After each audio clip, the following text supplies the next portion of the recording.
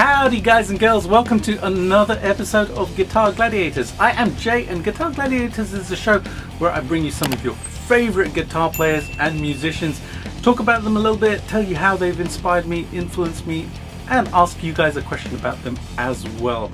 And today I am going to be sharing with you 5 guitar players who you probably don't expect to have influenced me so much in my playing. Yeah, so this is going to be a fascinating one. Now, firstly, thank you to everybody who left a comment on the last video. If you haven't seen the first 5 who've inspired me and influenced me in some way, then I'll leave a link somewhere up here so that you guys can go and check it out first and then come back here and watch this one as well. Now, these 5 are absolutely exceptional. They have inspired me in ways that you guys probably haven't realized, but as soon as I tell you about them, you may see a little bit of their playing kind of like, just influencing things that I have done. Also, I am sitting down today. Why? Because, check it out, yeah, holding a new guitar. This is my newest addition. This is the Spirit Dance Eagle Feather. It's a personal guitar which I built for myself because I kind of realized that although I build these for people, the Spirit Dance guitars, I have a couple in the studio, but I don't use them often enough, and I wanted one which actually represents the type of builds which I've been doing over the past couple of years. And this is it. This is such a lovely guitar. It's a southern yellow pine body, maple neck and maple fretboard, and obviously has the Spirit Dance headstock on it as well. Arcane Mr. Scary in the bridge, and a very cool but totesy 62 single coil pickup in the neck. This pickup is just wonderful, and just a lovely guitar. So resonant, beautiful playing. You'll hear it a little bit later in the show. Alright, I'm going to jump right into it and start sharing with you the musicians who you might not know about. Yeah, let's do it.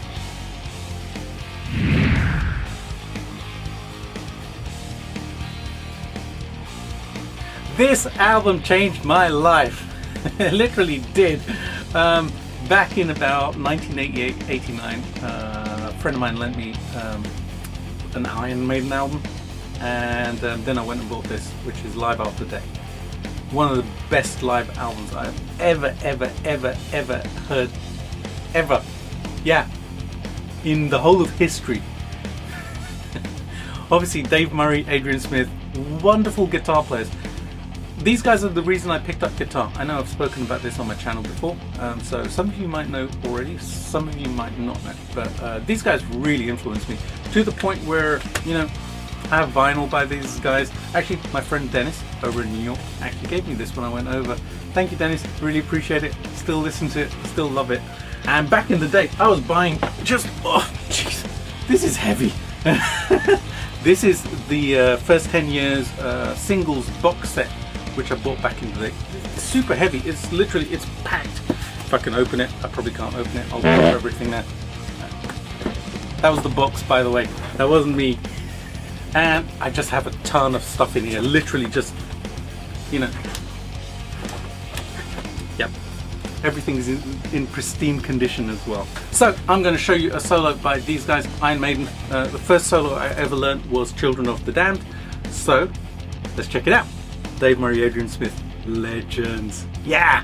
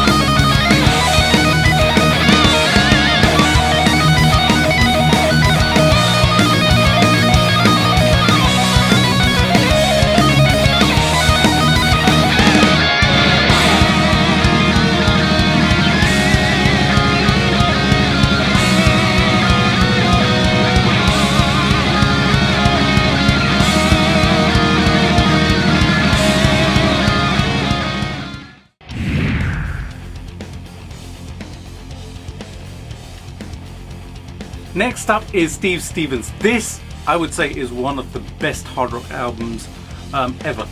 It's one of my favorite, absolute favorites, Atomic Playboys. This is the first time I'd really heard Steve Stevens do his thing. It was obviously in Billy Idol, kind of heard him in the background, didn't realize it was Steve Stevens playing guitar on those tracks.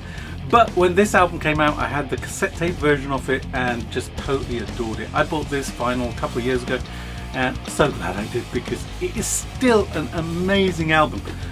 Must learn some solos from this at some stage.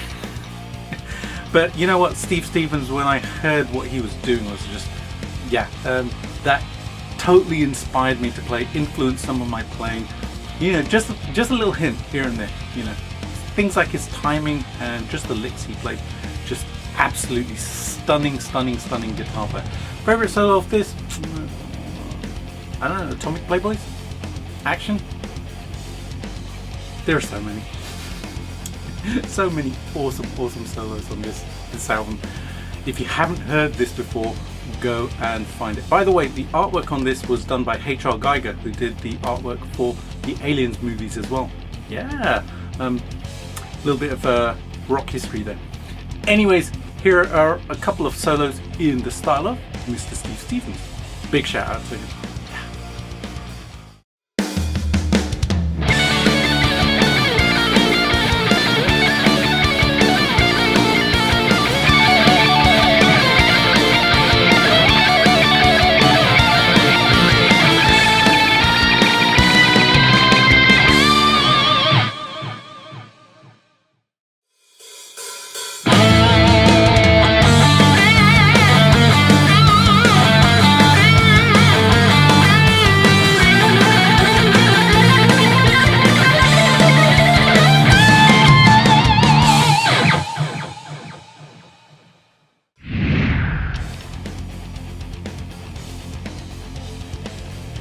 Next up is Anoushka Shankar. A lot of you might not know who she is. She is actually the daughter of Ravi Shankar. Yeah, the sitar player. And she, in her own right, is just an incredibly good sitar player. Just legendary. She's influenced me in ways that you've probably seen in my playing and heard in my playing, but not realized where it actually started from. Absolutely love her music. Have a stack of it here. Have a bunch of CDs. Love listening to these. It's just ethereal listening to this music. What I really love about Anoushka is just the fusion aspect, as well as the classical aspect of Indian music, which she kind of incorporates into her playing. I bought these from Amoeba Music in Los Angeles. I was actually kind of browsing there a few years ago and kind of looking at the rock section and stuff, and it was kind of like I was going to buy a couple of things, then I just stumbled across the world section and saw these, and it was I literally just picked up every single CD, a copy of every single CD that was there, and bought them, and I love them, absolutely love them. Now, what started it all was around the year, I'd say 99, 2000, I heard a little clip of her playing, and I've never been able to find that clip again, or that song, but it totally kind of drew me into incorporating the Indian guitar playing style, or the Indian vibe, into my guitar playing. Hence I did masala guitar, hence you hear those Indian vibes in my solos. This lady is to be credited for it, and I'm really grateful. Now, the clip that I heard was this one. You're going to see me play this guitar now, so check this out.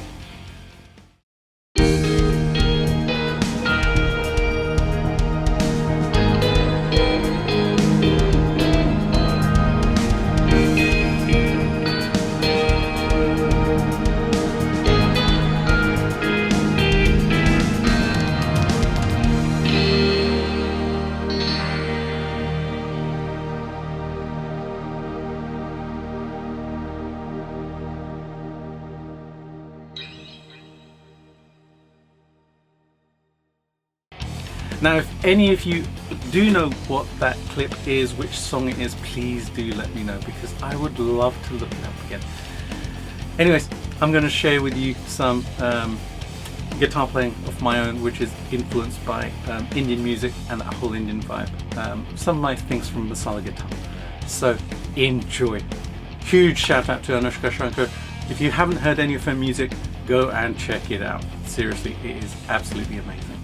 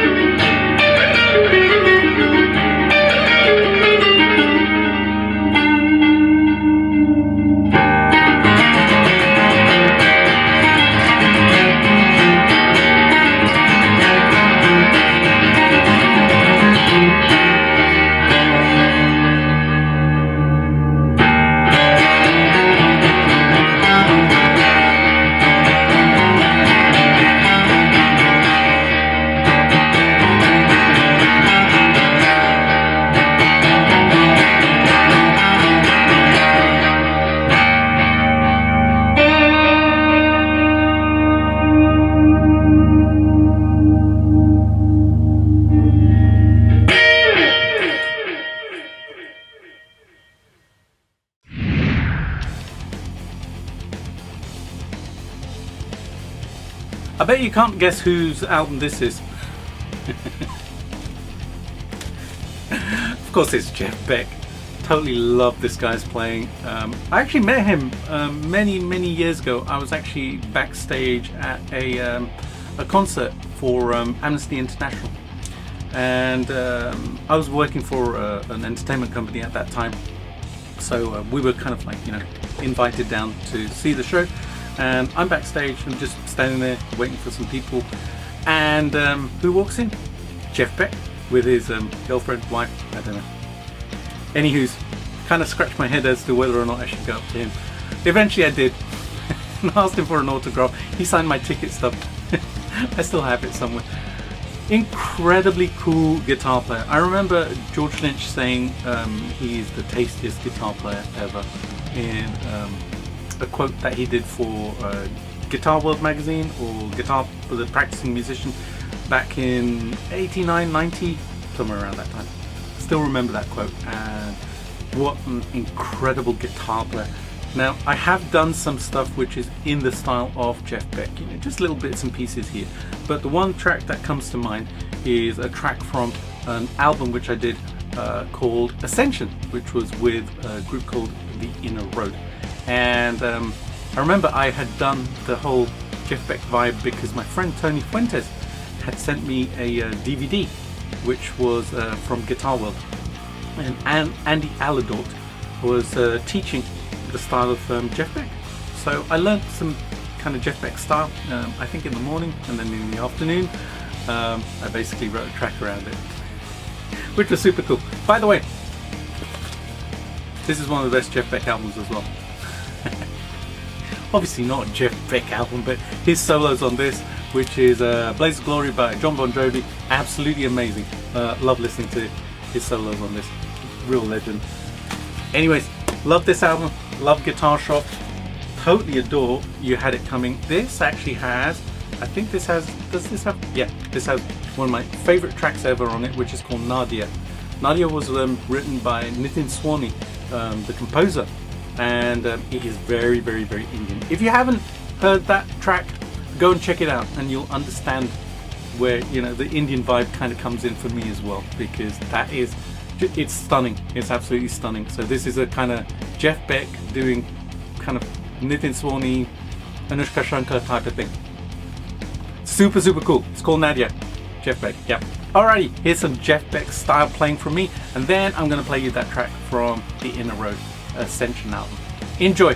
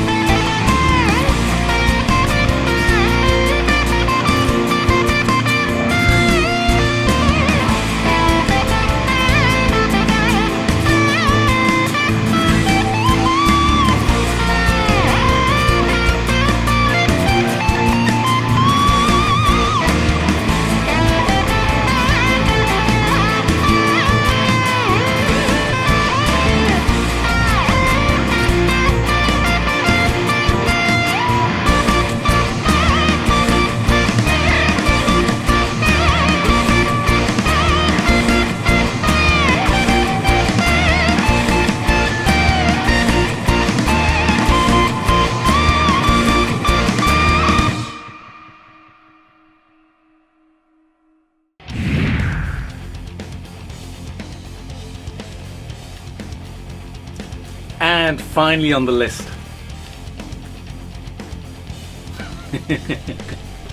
a plain cover like this. This is, of course, The Wall by Pink Floyd, David Gilmour. This has one of my favorite solos ever from basically Another Brick in the Wall. It's such an incredible piece of music, and it's one of my earliest memories of hearing a guitar solo. And I totally love it. I still love it. I love playing it.